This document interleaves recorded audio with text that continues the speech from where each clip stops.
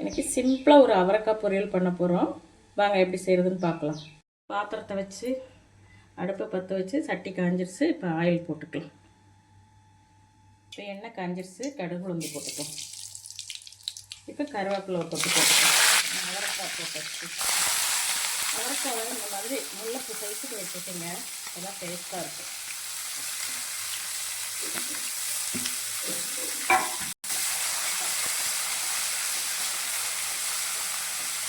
தண்ணி ஊற்றக்கூடாது. இந்த மாதிரி அப்படியே கொஞ்சம் நேரம் அந்த எண்ணெயிலே வேகும்.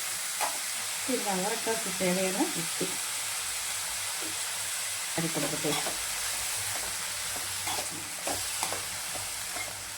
போட்டு வேக வச்சுருங்க.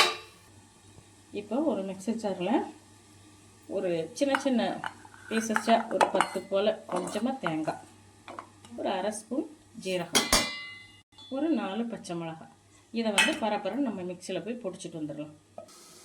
அவரைக்காய் எப்படி இருக்குன்னு பார்க்கலாம். நல்லா வந்துருச்சு.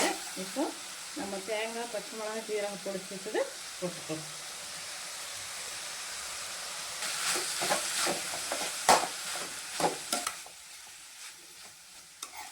அவரைக்காய் பொரியல் இப்போ ரெடி ஆகிடுச்சு. 5 நிமிஷம் தாங்க, ரொம்ப டைமெல்லாம் எடுக்காது. 5 நிமிஷத்தில் சிம்பிளாக செஞ்சிடலாம். வீடியோ பிடிச்சிருந்தா லைக் பண்ணுங்கள், ஷேர் பண்ணுங்கள், சப்ஸ்கிரைப் பண்ணுங்கள், கமெண்ட் பண்ணுங்கள். தேங்க்யூ.